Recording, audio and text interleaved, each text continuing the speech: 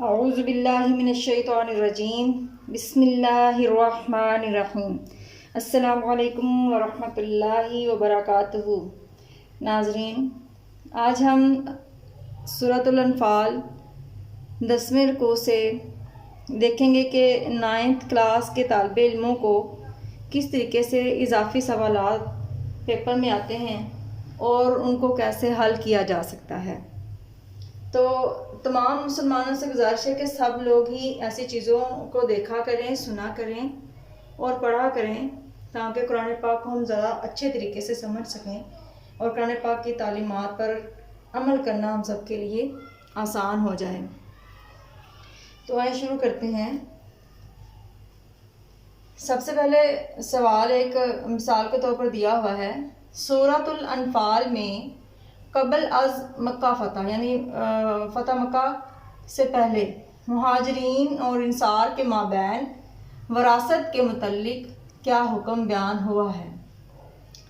یہ سوال ایک مثال کے طور پر لیا گیا ہے، لیکن پوری سورہ میں سے کہیں سے بھی ترجمے میں سے بامحاورہ ترجمے میں سے یا پوری سورت کی تعلیمات میں سے کچھ بھی ریلیٹڈ جو سوال بن کر آ سکتا ہے۔ تو جو یہ سوال ہے کہ مکہ فتح کرنے سے پہلے مہاجرین اور انصار کے مابین وراثت کے متعلق کیا حکم بیان ہوا تھا، تو اس کا جواب کچھ اس طرح سے ہے۔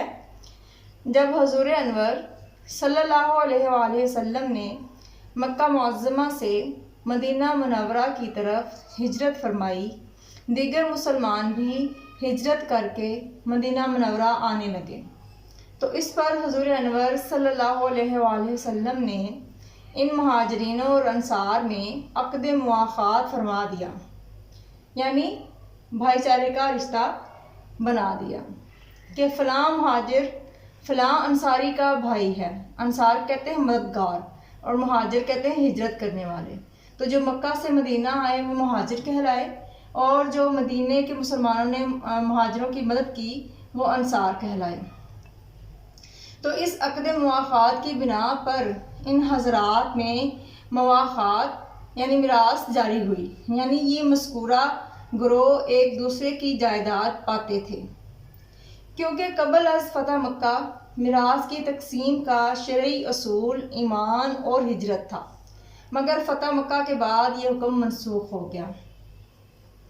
اگلا سوال ہے ہمارا، سورۃ الانفال میں اللہ تعالیٰ نے سچے مسلمانوں سے کیا وعدہ کیا ہے؟ جواب ہے، سچے مسلمانوں سے اللہ تعالیٰ نے بخشش اور عزت کی روزی کا وعدہ کیا ہے۔ آگے چلتے ہیں۔ سوال ہے، ہجرت کے اعتبار سے عہد نبوی صلی اللہ علیہ وآلہ وسلم میں مومنین کی کتنی اقسام تھیں؟ نام بتائیں۔ مومنین کی درج ذیل 4 اقسام تھیں۔ نمبر 1، مہاجرین اولین یعنی سب سے پہلے ہجرت کرنے والے، وہ لوگ جنہوں نے سب سے پہلے مدینہ کی طرف ہجرت کی۔ نمبر 2، انصار، جنہوں نے مہاجرین کی مہمان نوازی کی اور انصار کہلائی۔ نمبر 3، جن مسلمانوں نے صلح حدیبیہ کے بعد مدینے کی طرف ہجرت کی۔ نمبر 4، غیر مہاجر یعنی وہ مومن جنہوں نے فتح مکہ تک ہجرت نہ کی۔ یعنی یہ 4 طرح کے مومنوں کی قسمیں جو ہیں وہ ہمارے سورہ انفال کے اس رکوع میں بیان ہوئی ہیں۔ اگلا سوال ہے، جہاد فی سبیل اللہ سے کیا مراد ہے؟ یہ بہت اہم سوال ہے جو عموماً پیپر میں آ جایا کرتا ہے، اور یہ سب کو پتہ بھی ہونا چاہیے کہ ہم جو بات کرتے ہیں کہ جہاد فی سبیل اللہ، تو اس سے مراد کیا ہے؟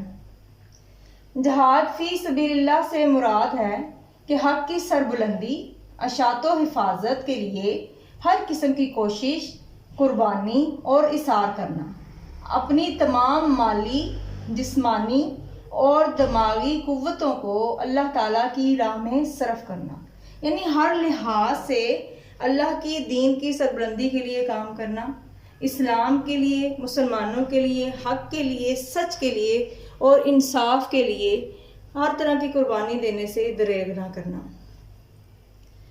یہ تو ایک مثالی سوالات تھے کچھ، اس کے علاوہ بھی ترجمے میں سے سوال بن کر آ سکتے ہیں۔ تو بار بار میں اپنے اسٹوڈنٹس کو یہی کہا کرتی ہوں کہ پہلی بات تو یہ کہ آپ لفظی ترجمہ ضرور سیکھیں، اور اس کے بعد با محاورہ ترجمہ اچھے طریقے سے پڑھیں، اور اس کے بعد تھوڑا اس کی تفسیر پر بھی نظر ثانی کریں تاکہ ہمیں قرآن پاک کی آیات کو سمجھنے میں مزید آسانی ہو۔ اور پھر جب ہم اس طریقے سے تیاری کریں گے تو انشاءاللہ العزیز کامیابی آپ کے قدم ضرور چومے گی۔ اللہ رب العزت ہمیں ہماری غلطیوں کو معاف کرے اور ہمیں قرآن پاک کو سمجھنے کی توفیق عطا فرمائے، اور ہم سب کے لیے دنیا اور آخرت میں آسانیاں پیدا فرمائے۔ واللہ تعالی عالم، وما علینا الا البلاغ المبین۔